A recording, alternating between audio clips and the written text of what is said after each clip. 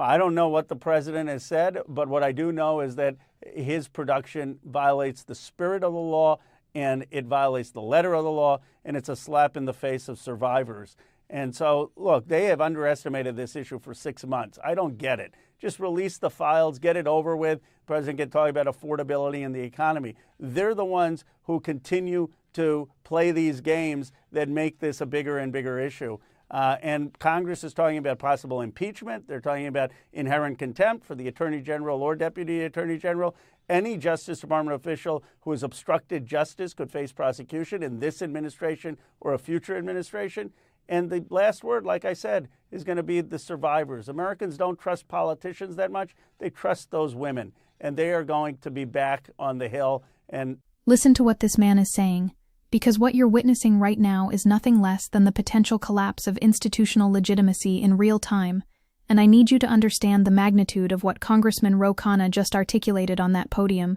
because this is not hyperbole. This is not partisan theater. This is a sitting member of the United States Congress who helped write the law that mandated transparency, standing in front of cameras, explaining that the Department of Justice under Trump's hand-picked Attorney General Pam Bondi has violated federal statute and is now facing the prospect of impeachment proceedings.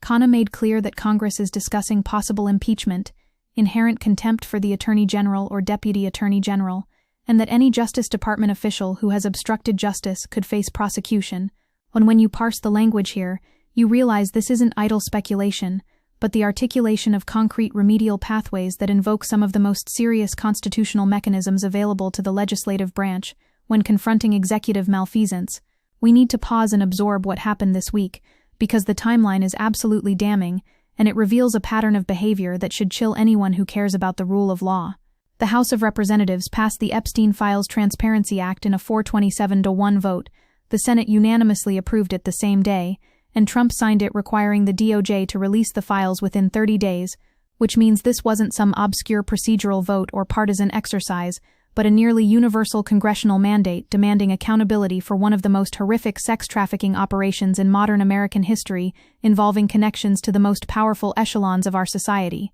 And what did we get on December 19th when that statutory deadline arrived? Khanna called the release at very best incomplete, and pointed to systematic violations of the transparency requirements that Congress explicitly encoded into law, and we're talking about one file from a New York grand jury, where all 119 pages were blacked out, despite a federal judge ordering them to release that document, which represents not just a failure of transparency, but active defiance of judicial authority layered on top of legislative defiance.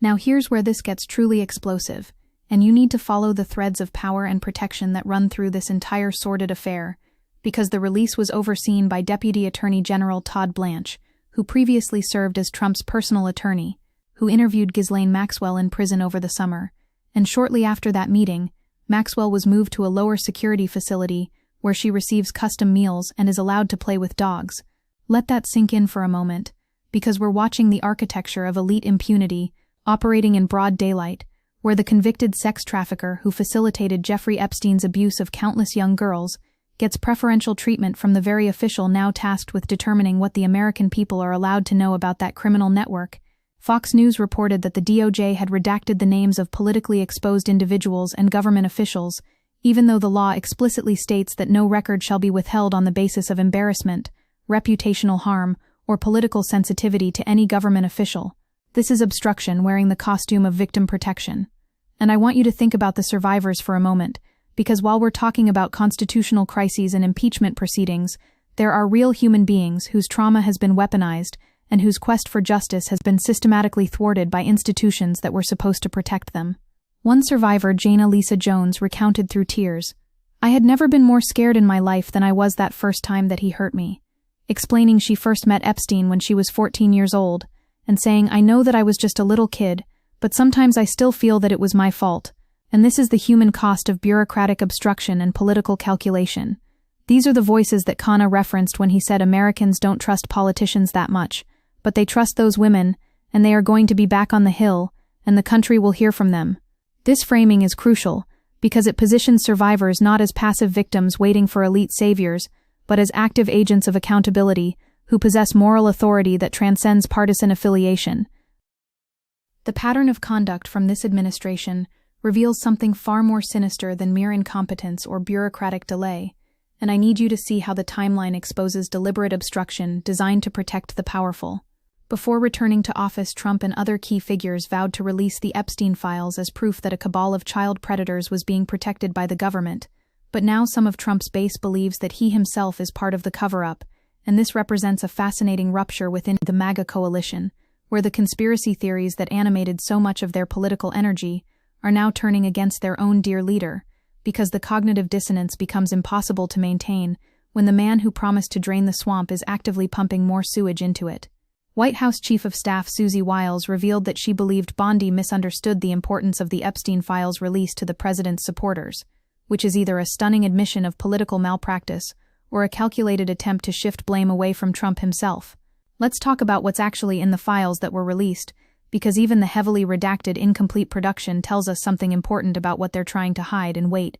until you hear what made it through the redactions. Among the documents was a photo of a check President Trump allegedly gave Epstein that suggested the sex offender sold Trump a girl, framed with a caption, "Once in a blue moon," and Democrats released emails involving Epstein in which he wrote, "The dog that hasn't barked is Trump," and mentioned that Trump had spent hours with one of the victims. Now I want to be extremely clear here about what we can and cannot conclude from these materials, because responsible analysis requires us to distinguish between suggestive evidence and proof of criminality. But what we absolutely can say is that the administration's frantic efforts to suppress and redact these documents becomes far more explicable when you understand what kinds of materials are sitting in those files, and the question that should be searing through your consciousness right now is, what exactly are they protecting, and who exactly are they protecting it for? The legal architecture that Congress created with the Epstein Files Transparency Act was specifically designed to prevent exactly this kind of elite protection racket, and the precision of the statutory language reveals that lawmakers understood they were dealing with bad faith actors who would exploit every loophole. The law states that all unclassified records were due to be released by December 19 with permitted withholdings only for records containing personally identifiable information of victims, depictions of child sexual abuse, materials that would jeopardize active investigations, images showing death or physical abuse, or information related to national defense or foreign policy, which means Congress anticipated the arguments that would be deployed to justify suppression and explicitly foreclosed them unless they met these narrow criteria. And what excuse did Blanche offer? Deputy Attorney General Todd Blanche told Congress that the Justice Department had identified 1,200 victims of Epstein or their relatives and redacted materials that could reveal their identities, but here's the problem with that justification. Because Khanna questioned the absence of an explanation for redactions as required by the law, and when you're blacking out 119 pages of grand jury testimony or entire witness interview memoranda, you're not protecting victims, you're protecting perpetrators. I want to dig into the political implications of this moment,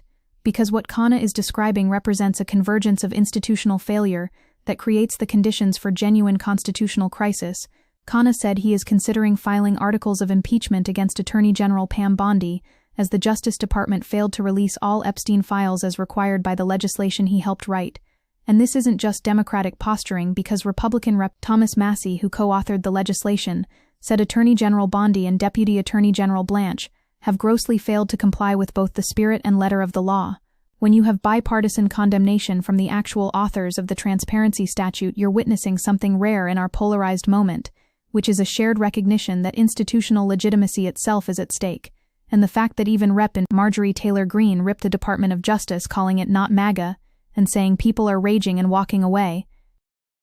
tells you that this isn't breaking along predictable partisan lines, but rather exposing a fissure between those who want accountability, regardless of where it leads, and those who want to protect power, regardless of what crimes it conceals. The historical parallels here should be ringing alarm bells for anyone familiar with how democratic institutions corrode, and I'm thinking specifically about the ways that elite sex abuse scandals have functioned as litmus tests for whether societies are capable of holding power accountable. The Catholic Church abuse scandal, the Penn State Sandusky case, the Jimmy Savile revelations in Britain. These weren't just individual criminal cases, but systemic failures, where institutions chose to protect their own legitimacy and the reputations of powerful men, rather than confront the horror of what was happening to vulnerable people. And what we're watching with the Epstein files is that same institutional impulse operating at the highest levels of American government, where the Department of Justice under both Democratic and Republican administrations has consistently prioritized protecting the powerful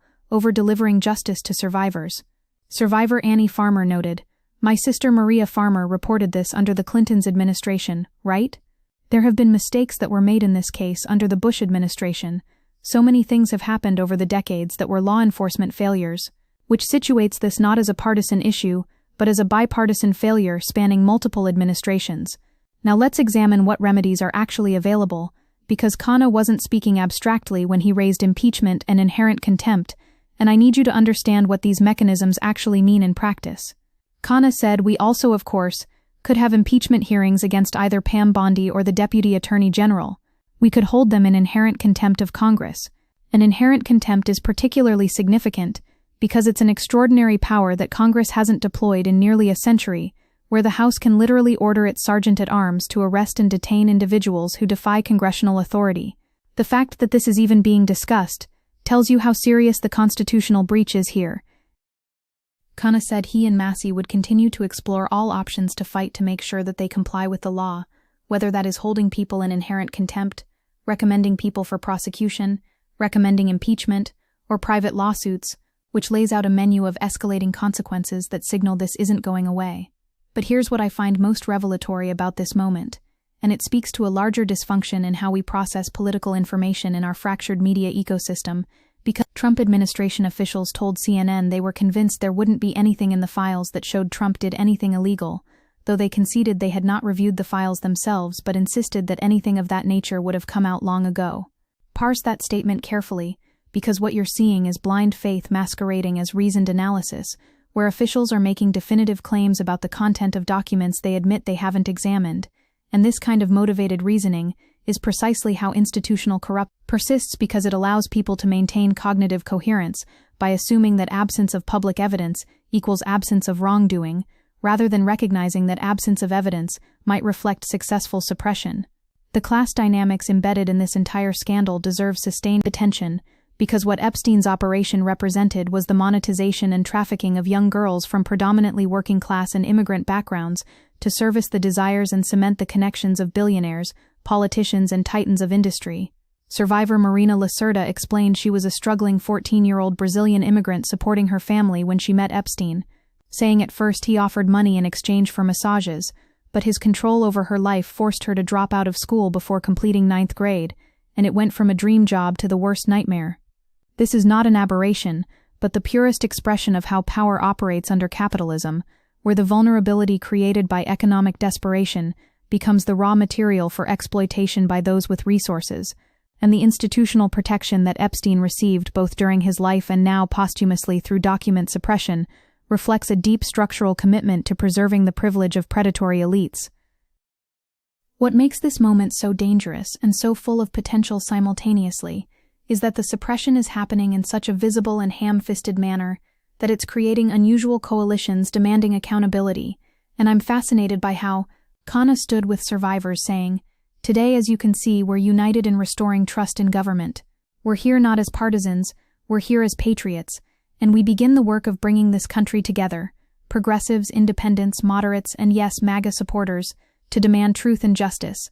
This kind of populist coalition building around institutional transparency and elite accountability is precisely the kind of politics that threatens entrenched power most directly, because it cuts across the manufactured divisions that typically keep working people fighting each other instead of fighting up, and the fact that survivors themselves are taking the lead in demanding this transparency while explicitly rejecting the politicization of their trauma is incredibly powerful. Survivor Haley Robson told Trump, "I am a registered Republican, not that that matters, because this is not political. However, I cordially invite you to the Capitol to meet me in person so you can understand this is not a hoax. We are real human beings. This is real trauma." The evidentiary record that we do have access to already tells us so much about the scope of what we're not being allowed to see, and I want to walk through what we know about the suppressed materials, because Massey said that lawyers for some of Epstein's victims allege there are at least 20 names of men who are accused of sex crimes in the possession of the FBI, and Khanna said, "There's a draft indictment of the first Jeffrey Epstein case that really implicates other rich and powerful men who knew about the abuse or participated in it. That indictment should be released." So we're not speculating about whether there's additional incriminating information, we're talking about specific documents that survivors' attorneys and members of Congress have testified exist and contain the names of alleged perpetrators, which means every day these documents remain suppressed is another day that potential criminals are being shielded from accountability. Let me bring this back to the clip we just watched, because when Khanna says Congress is talking about possible impeachment and inherent contempt, and warns that any Justice Department official who has obstructed justice could face prosecution in this administration, or a future administration, he's doing something really important rhetorically, which is extending the temporal horizon beyond the current political moment to signal that the legal consequences for this obstruction could outlast Trump's presidency.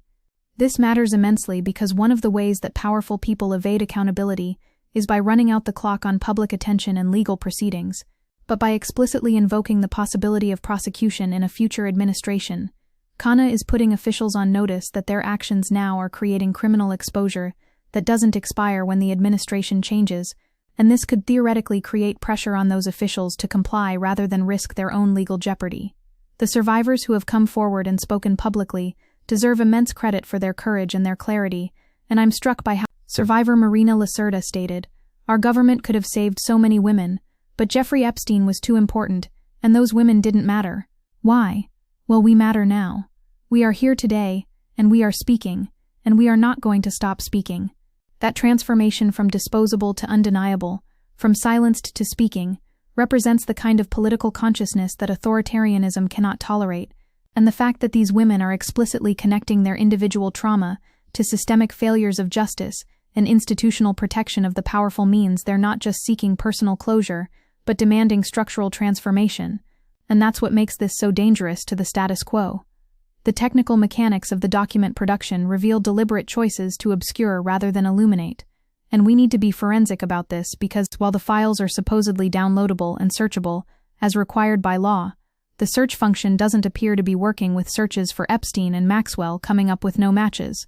This is not an accident or a technical glitch, but a feature designed to make the documents functionally inaccessible even while claiming compliance with the transparency requirement. And when you combine non-functional search tools with massive redactions and suppressed documents, you're watching bad faith obstruction operating at multiple levels simultaneously. I want to pause on the political theater aspect of this, because the White House framed the Justice Department's release as evidence that the Trump administration is the most transparent in history, claiming they've done more for the victims than Democrats ever have, which represents such a brazen inversion of reality that it almost defies rational response, except that this is how authoritarian movements operate, where they claim credit for the very thing they're obstructing and position resistance to their obstruction as proof of opposition bias. The fact that Trump and several of his top officials who had previously promised full transparency began actively discouraging release and downplaying importance of the files, while many of his own MAGA base remain outraged by the lack of information, creates this bizarre spectacle where the administration is simultaneously claiming transparency while fighting transparency and accusing critics of politicization while actively politicizing the investigation. The evidentiary implications of selective release and strategic redaction should concern anyone who cares about how historical truth gets constructed, because what we're watching in real time is the manufacturing of a documentary record designed to obscure rather than reveal. Future historians and broader searchers who attempt to understand what happened with Epstein's trafficking network will be working with an intentionally corrupted archive where the absence of information will be impossible to distinguish from information that never existed versus information that was deliberately suppressed, and this represents a kind of epistemological violence where truth itself becomes inaccessible, not because events weren't documented, but because the documentation was systematically destroyed or hidden. Let me bring this to where we need to go from here, because righteous anger without strategic direction dissipates into frustration, and Khanna's statement that he and Massey will explore all options including inherent contempt, recommending people for prosecution, recommending impeachment, or private lawsuits, sketches out a multi-pronged strategy for maintaining pressure. We need sustained public attention on this issue. We need survivors centered in media coverage and congressional testimony. We need litigation to compel compliance with the statutory mandate. We need impeachment proceedings if the obstruction continues, and we need a future administration committed to revisiting this travesty and holding accountable everyone who participated in the cover-up. The moral arc of the universe doesn't bend toward justice automatically. It bends because people grab it and yank it in that direction through organized collective action. And this is one of those hinge moments where the response to institutional betrayal will determine whether accountability is possible or whether we've accepted a two-tiered justice system as permanent. The fact that Senate Minority Leader Chuck Schumer stated, The Trump administration had 30 days to release all the Epstein files, not just summons per parroting, and that Senate Democrats announced they're working closely with attorneys for Epstein's victims and outside legal experts to assess what documents are being withheld, suggests that the legislative response is coordinating with survivors' legal teams, which is exactly the right approach because survivors and their advocates possess knowledge about what documents should exist that members of Congress wouldn't necessarily have. This kind of collaboration between institutional power wielded for accountability and grassroots knowledge and organizing is how you actually win these fights, rather than leaving survivors to advocate alone against the machinery of state power. Listen, what we're witnessing with this Epstein files scandal is a stress test of whether American democratic institutions can survive oligarchic capture and whether the rule of law means anything when the powerful are implicated, and Congressman Khanna standing there saying Congress is considering impeachment of the Attorney General and Deputy Attorney General for obstruction of justice represents either the beginning of meaningful accountability, when which of those futures we get depends entirely on whether this moment of visible outrage translates into sustained political pressure that makes the cost of continued obstruction higher than the cost of transparency. The survivors have done their part by coming forward at tremendous personal cost. Now the question is whether the institutions of American democracy will finally do theirs.